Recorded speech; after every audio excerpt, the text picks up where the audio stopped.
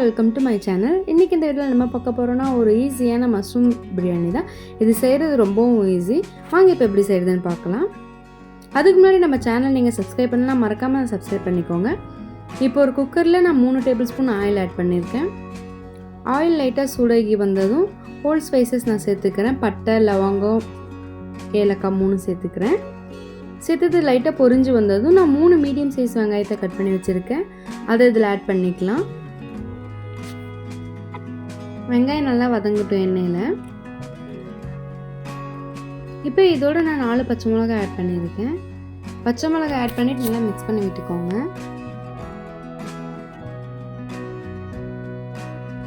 ஒரு 1 மினிட் இது நல்லா குக் ஆகட்டும்.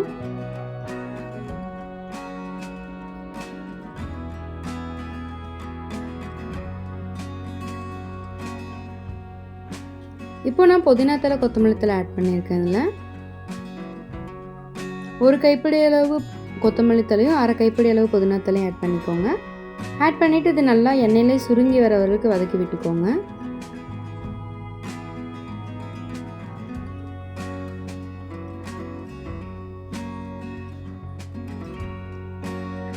இந்த ஸ்டேஜில் நம்ம இஞ்சி பூண்டு பேஸ்ட் சேர்த்துக்கலாம்.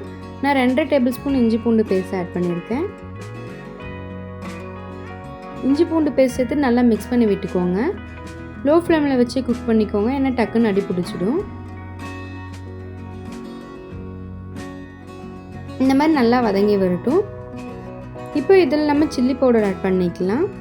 நான் காஷ்மீரி மிளகாய்த்தூள் 1/2 டேபிள் ஸ்பூன் ஆட் பண்ணியிருக்கேன். உங்கள்கிட்ட காஷ்மீரி மிளகாய்த்தூள் இல்லைன்னா நீங்கள் நார்மல் மிளகாய்த்தூள் ஆட் பண்ணிக்கலாம். நம்ம கலருக்காக நீங்கள் ஃபுட் கலர் சேர்த்துக்கோங்க.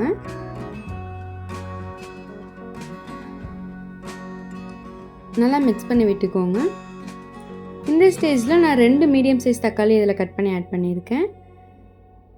மஷ்ரூம் பிரியாணிக்கு நிறைய தக்காளி போட தேவையில்ல, அதனால் 2 நம்ம போட்டுக்கிட்டால் போதும்.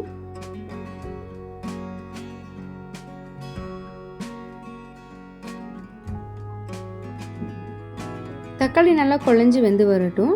அது வரையிலும் குக் பண்ணிக்கலாம் ஒரு 2 மினிட்ஸ். இந்த மாதிரி நல்லா வெந்து வந்ததுக்கப்புறம் நான் நல்லா கழுவி வாஷ் பண்ணி எடுத்து வச்சுருக்க மஷ்ரூம் இதில் சேர்த்துக்கிறேன். இது 1 பேக்கெட் மஷ்ரூம். இந்த மாதிரி ஷேப்பில் நம்ம கட் பண்ணி ஆட் பண்ணிக்கலாம். காளான்லாம் நல்லா அந்த மசாலாவோட ஒன்றோட ஒன்று கோட் ஆகிற மாதிரி ஆட் பண்ணிக்கோங்க. இந்த ஸ்டேஜில் நான் தயிர் 1/4 கப் சேர்த்துக்கிறேன். நல்லா புளிச்ச தயிர் எடுத்துக்கலாம். தயிர் சேர்த்துட்டு நல்லா மிக்ஸ் பண்ணி விட்டுக்கோங்க.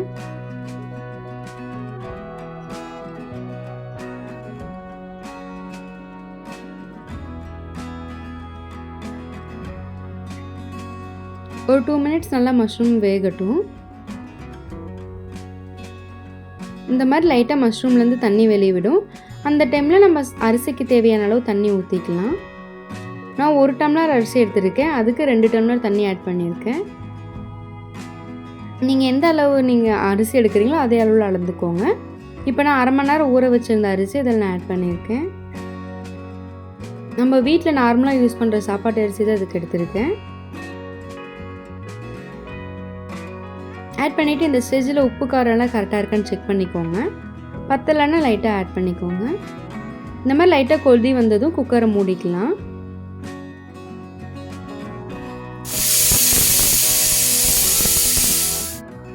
ரெண்டு விசிலுக்கு நான் ப்ரெஷர் குக் பண்ணி எடுத்திருக்கேன்.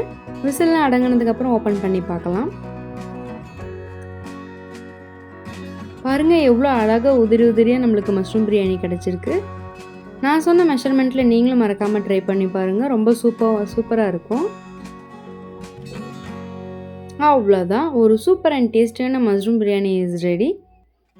நீங்களும் இந்த பிரியாணியை வீட்டில் மறக்காமல் ட்ரை பண்ணி பாருங்கள். இந்த மாதிரி ஈஸியான ரெசிபிஸ் உங்களுக்கு வேணும்னா மறக்காமல் நம்ம சேனலை சப்ஸ்கிரைப் பண்ணிக்கோங்க. தேங்க்ஸ் ஃபார் வாட்சிங். Stay tune.